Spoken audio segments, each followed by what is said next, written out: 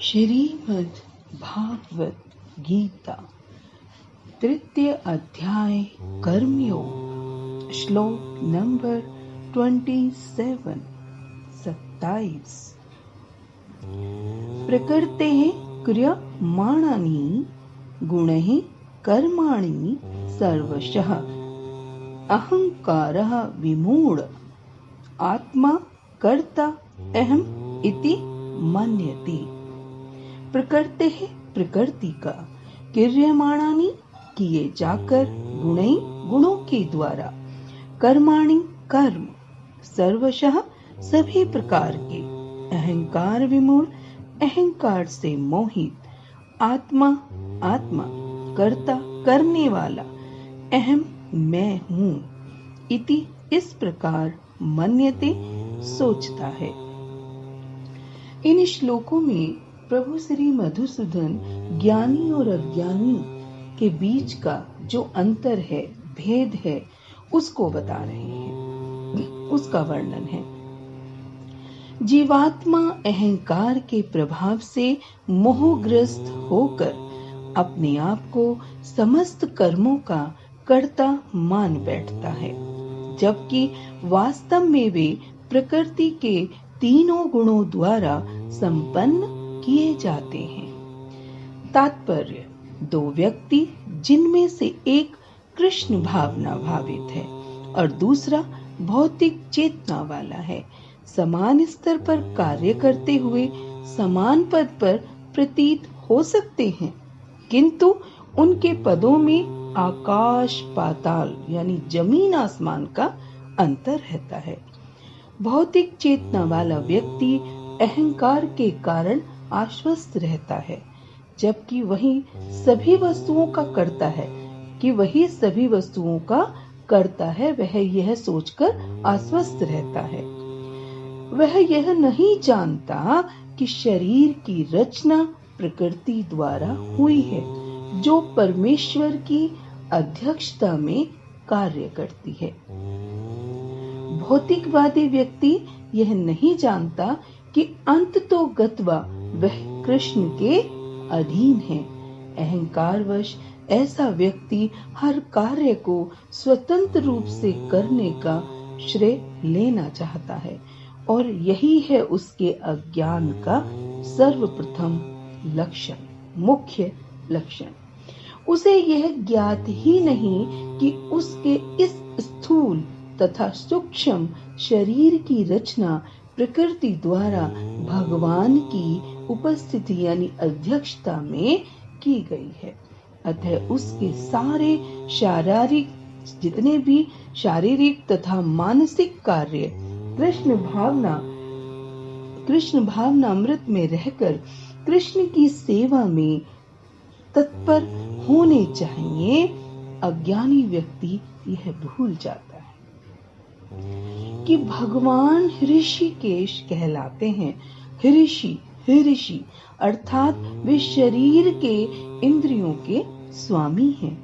इंद्रिय तृप्ति के लिए इंद्रियों का निरंतर उपयोग करते रहने से वह अहंकार के कारण वस्तुतः मोहग्रस्त रहता है, जिससे वह कृष्ण के साथ अपने शाश्वत संबंध को ही भूल जाता है। अहंकार यानी अहम दो प्रकार का होता है, एक वास्तविक और दूसरा अवास्तविक। वास्तविक यानी आधार रूप और अवास्तविक माना हुआ।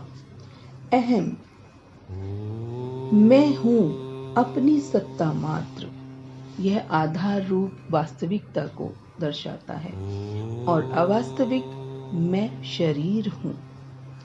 वास्तविक अहम स्वाभाविक एवं नित्य और अवास्तविक अहम स्वाभाविक एवं अनित्य होता है। अतः वास्तविक अहम विस्मृत तो हो सकता है पर मिट नहीं सकता, और अवास्तविक अहम प्रतीत तो हो सकता है पर टिक नहीं सकता। मनुष्य से भूल यह होती है कि वह वास्तविक अहम यानी अपने स्वरूप को विस्मृत करके अवास्तविक अहम मैं शरीर हूँ, को ही सत्य मान लेता है, उसको ही सत्य मान लेता है। जिसको यहाँ वास्तविक अहम कहा गया है वह वास्तव में अहम नहीं है,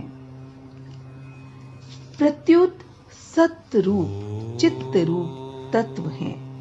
उसको वास्तविक अहम इसलिए कहा है कि वह कभी बदलता नहीं, जबकि अवास्तविक अहम बदलता रहता है। जैसे कोई व्यक्ति पढ़ा लिखा नहीं तो वह कहता है कि मैं मूर्ख हूं, अनपढ़ हूं, और पढ़ लिख कर वही व्यक्ति कहता है कि मैं विद्वान हूं, पढ़ा लिखा हूं। इस प्रकार अहम के बदलने पर भी अपनी सत्ता यानी मैं हूं नहीं बदली। माने हुए अहम के साथ सदा रहने से ही उस सत्ता को वास्तविक अहम कहते हैं। माने हुए अहम का साथ मिलते ही अर्थात वहां से दृष्टि हटते ही वह वास्तविक अहम सच्चिदानंद स्वरूप हो जाता है। विशेष बात क्या है? जिस प्रकार, इसको अब उदाहरण से समझते हैं, जिस प्रकार समुद्र का ही अंश होने के कारण लहर और समुद्र में जातीय एकता है, अर्थात जिस जाति की लहर है उसी जाति का समुद्र है। उसी प्रकार संसार का ही अंश होने के कारण शरीर की संसार से जातीय एकता है। मनुष्य संसार को तो मैं नहीं मानता, पर भूल से शरीर को मैं मान लेता है। संसार को मैं नहीं मानता, पर भूल से शरीर को मैं मान लेता है। जिस प्रकार समुद्र के बिना लहर का अपना कोई स्वतंत्र अस्तित्व नहीं है, उसी प्रकार संसार के बिना शरीर का अपना कोई अस्तित्व नहीं है। परंतु अहंकार से मोहित अंतःकरण वाला मनुष्य जब शरीर को मैं मान लेता है यानी अपना स्वरूप मान लेता है, तब उसमें अनेक प्रकार की इच्छाएं, कामनाएं उत्पन्न होने लगती हैं। जैसे मुझे स्त्री, पुरुष, पुत्र, धन आदि पदार्थ मिल जाए या वह मिल जाए, लोग मुझे अच्छा समझें, मेरा आदर सम्मान करें, मेरे अनुकूल चलें इत्यादि। उसका इस ओर ध्यान ही नहीं जाता कि शरीर को अपना स्वरूप मानकर मैं पहले से ही बंधा बैठा हूं, अब कामनाएं करके और बंधन बढ़ा रहा हूं, अपने को और विपत्ति में डाल रहा हूं। परिशिष्ट भाव। संपूर्ण क्रियाएं जड़ विभाग में ही होती हैं। चेतन विभाग में कभी किंचित मात्र कोई भी क्रिया नहीं होती। अहंकार से अंतःकरण मोहित होने के कारण अज्ञानी मनुष्य मैं करता हूं ऐसा मान लेता है। अहंकार से अंतःकरण मोहित होने का तात्पर्य है अपरा प्रकृति के अंश अहम के साथ अपना संबंध मान लेना, अर्थात अहम को अपना स्वरूप मान लेना कि यही मैं हूं। इसी को तादात्म्य कहते हैं।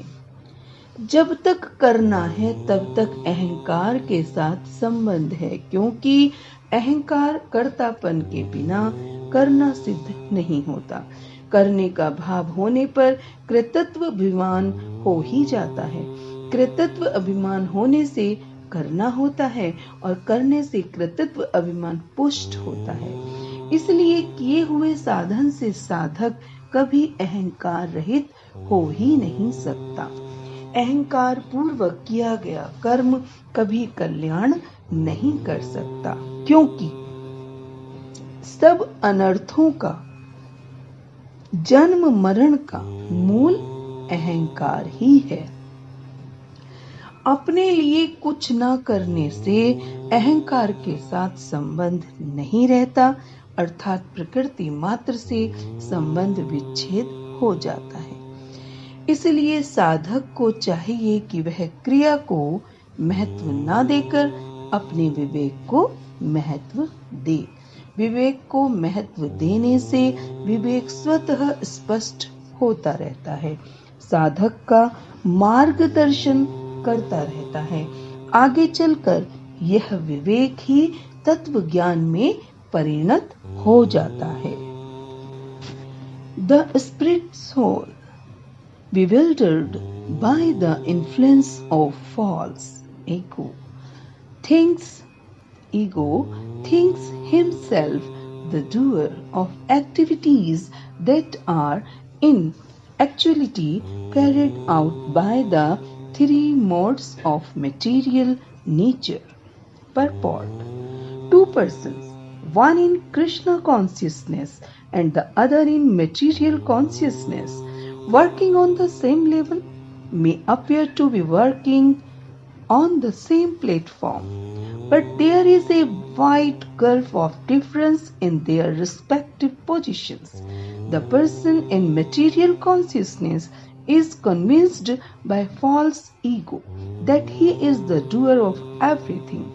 He does not know that the mechanism of the body is produced by material nature, which work under the supervision of the Supreme Lord.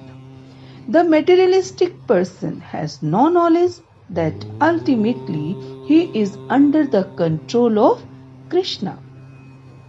The person in false ego takes all credit for doing everything independently, and that is the symptom of his nescience. He does not know that this gross and subtle body is the creation of material nature. Under the order of the Supreme Personality of Godhead, and as such his bodily and mental activities should be engaged in the service of Krishna. In Krishna consciousness, the ignorant man forgets that the Supreme Personality of Godhead is known as Hrishikesh, or the master of the sense of material body. For due to his long misuse of the senses in sense gratification, he is actually bewildered by the false ego, which makes him forget his eternal relationship with Krishna. Shrimad Bhagavad Gita